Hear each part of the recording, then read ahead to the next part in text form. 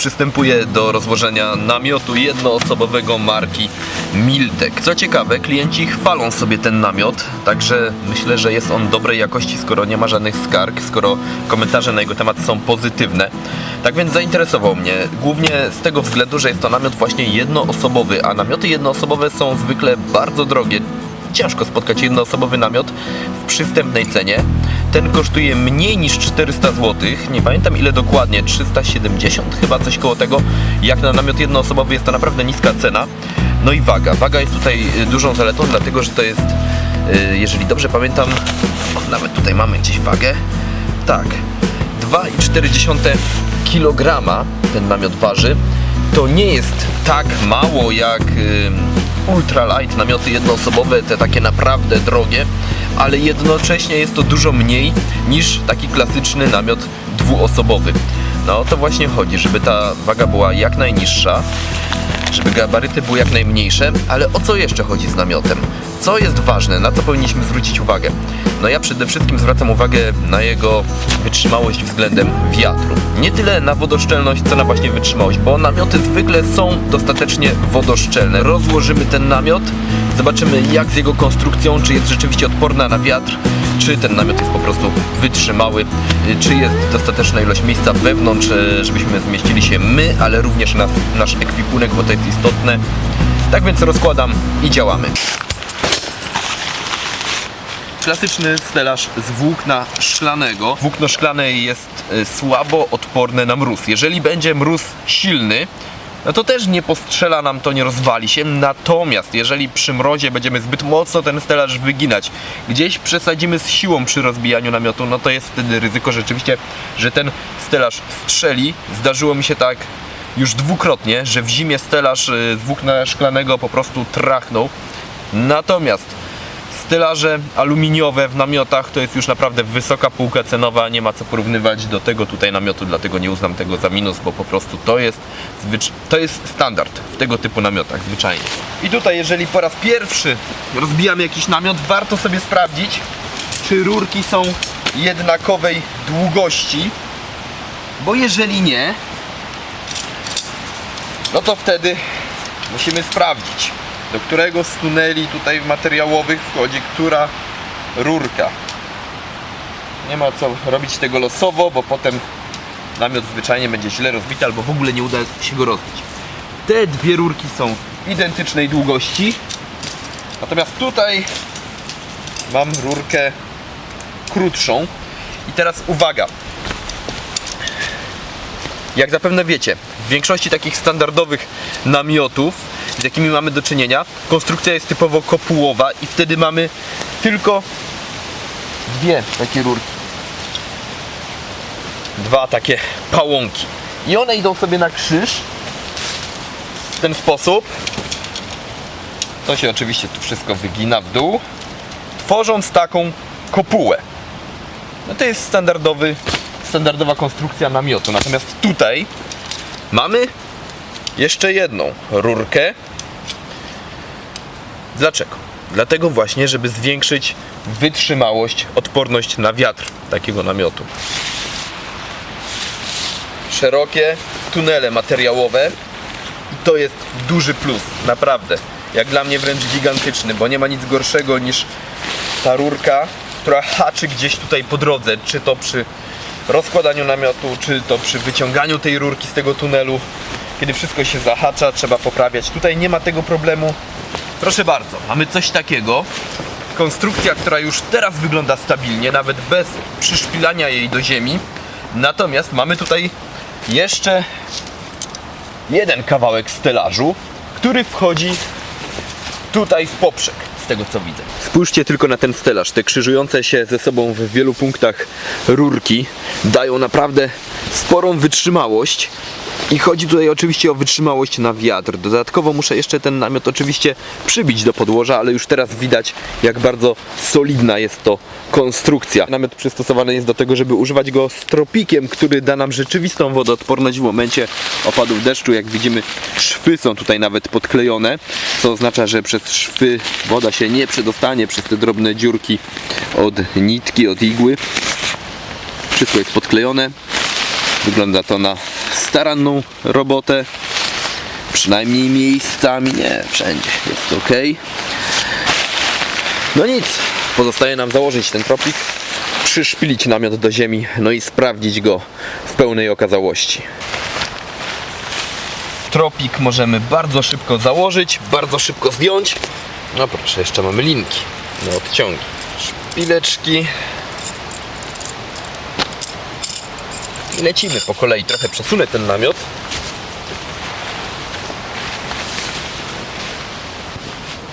Oczywiście za chwilę będę to wszystko poprawiał, bo tak poprzybijam w każdym punkcie i okaże się, że wszystko jest krzywo i wtedy tam, gdzie jest coś za bardzo naciągnięte albo za słabo, będę poprawiał do momentu, aż uzyskam taką naprawdę fajną konstrukcję napiętą z każdej strony równomiernie. Tak oto prezentuje się nasz namiot. Jak widać, nie musimy używać żadnych odciągów, całość jest stabilna. Odciągi w momencie, kiedy naprawdę spodziewamy się silnej wichury, ale popatrzcie tylko sami, to jest naprawdę bardzo solidna konstrukcja i nie wiem, jakiej wichury trzeba by było, żeby to nam odleciało, tym bardziej kiedy znajdujemy się w środku. Naprawdę ładny, stylowy namiot. W dodatku solidnie wykonany, odporny na podmuchy wiatru. No sprawdźmy, jak prezentuje się w środku, ale zanim to zrobię, to zobaczymy jeszcze, czy zmieści się tutaj mój wielki plecak. No wielki, średniej wielkości Matilda Helicon. Czy zmieści się on razem ze mną? Sprawdźmy to.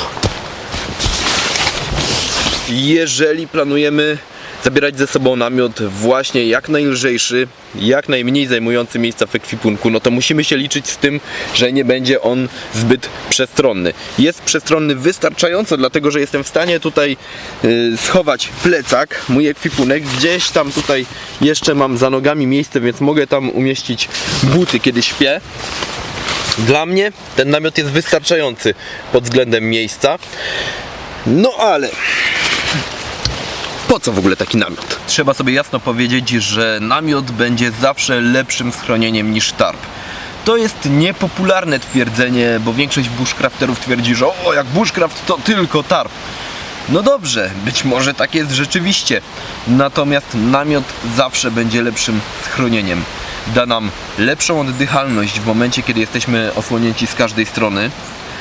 Da nam oczywiście lepszy komfort termiczny dzięki temu, że między tropikiem a materiałem właściwym namiotu zbiera się ciepłe powietrze, które jest izolatorem w tym momencie. Dodatkowo taki namiot daje nam dużo lepszą ochronę przed deszczem, dlatego że jesteśmy chronieni z każdej strony, całkowicie szczelnie, również od podłogi. Tarp możemy całkowicie szczelnie zamknąć, potrzebujemy do tego sporej płachty, co prawda, no ale wtedy właśnie spada nam całkowicie oddychalność, bo tarp jest materiałem z materiału wodoszczelnego całkowicie.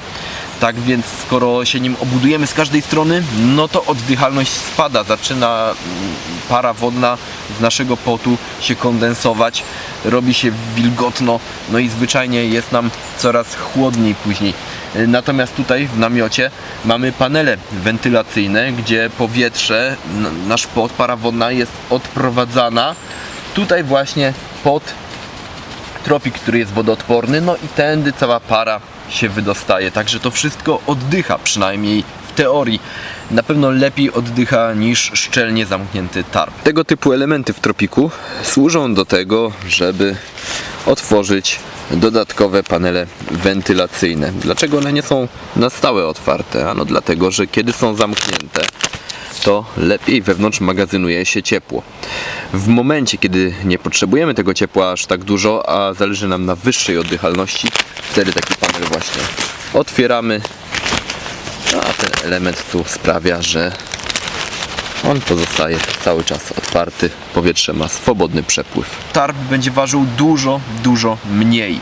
Zajmie też dużo mniej miejsca niż namiot. Także to są zalety tarpa, ten minimalizm. Ale na pewno nie da on nam takiej samej ochrony jak namiot. No nie bez powodu w Himalajach himalaiści, czy też nawet alpiniści używają namiotów w górach, a nie tarpów.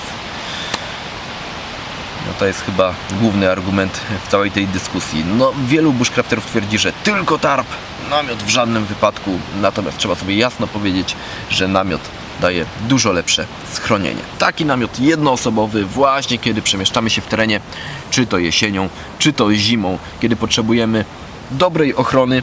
No i jak z ochroną przed deszczem? Jak widzę po konstrukcji tego namiotu, bardzo spodobał mi się właśnie ze względu na ten trójczęściowy stelaż, który sprawia, że ten namiot jest naprawdę wytrzymały bez stosowania jakichkolwiek odciągów. Ten namiot jest stabilny, to jest naprawdę bardzo duży plus. No ale jak z rzeczywistą odpornością na wiatr, o to bym się nie martwił, ale jak na deszcz, nie wiem. Myślałem, że będzie lało, chmury nadeszły, ale deszczu nie ma. Także myślę, że przetestujemy jeszcze ten namiot pod kątem wodoszczelności na kanale Adventurer. Mam nadzieję, że tak się zdarzy, że kiedy będę wybierał się w teren, będę się spodziewał deszczu, wezmę właśnie ten namiot, że uda się go wtedy przetestować pod kątem wodoszczelności. Tu jest wodoszczelność 1200 czy 1300, coś koło tego. To jest takie absolutne minimum tak naprawdę. Ale jednocześnie trzeba pamiętać o tym, że im wyższa ta wodoszczelność, tym ten materiał staje się cięższy, mniej elastyczny, materiał tego tropiku, i mniej przede wszystkim oddychający, bardziej podatny, staje się sztywny, więc bardziej podatny na wszelkie zniszczenia, ale przede wszystkim staje się mniej oddychający, więc to zawsze jest taki kompromis. Ja jestem ogólnie zwolennikiem w namiotach tej wodoszczelności takiej minimalnej. Ten próg 1500, może nawet 1200, dlatego że chciałbym to przetestować właśnie, żeby wiedzieć, czy to 1200 wystarczy przy takim solidniejszym deszczu, bo zwykle to wystarcza, a jednocześnie daje oddychalność jakąś tam, więc no tak, jeżeli ten tropik miałby taką całkowitą wodoszczelność, byłby jakiś gumowany, no to zwyczajnie bym się zaparzył tutaj od środka. Co z tego, że deszcz by nie wpadł do środka, ta wilgoć by się nie dostała od zewnątrz, skoro kumulowałaby się wewnątrz. No na jedno by wyszło. Namiot na pierwszy rzut oka wydaje się być porządnie wykonany, bardzo dobrze zaprojektowany pod względem głównie wytrzymałości i tego, że jest tutaj sporo miejsca jak na namiot jednoosobowy. Plusem jest na pewno waga, plusem są jego gabaryty. Natomiast minusy, no to jak zwykle wyjdzie w terenie. Na kanale Adventurer na pewno się pojawi ten namiot i dopiero w naprawdę takich, no powiedzmy to sobie, survivalowych warunkach będziemy mogli przetestować go i sprawdzić, jak się sprawuje. No i to by było na tyle w tym odcinku. Powiedzieliśmy sobie trochę o namiotach. O czym w kolejnym odcinku? Dajcie znać w komentarzach, jaki rodzaj sprzętu Was interesuje, a może kolejny odcinek o gadżetach, bo widzę, że najbardziej lubicie te odcinki o gadżetach. Możemy je tak trochę jakoś tematycznie pogrupować. Jeżeli macie pomysł na temat odcinka o gadżetach, na przykład gadżety zimowe albo cokolwiek innego, dajcie znać w komentarzach. Tak też będziemy działać, jak postanowicie. A tymczasem na razie trzymajcie się czołgiem i do kolejnego odcinka.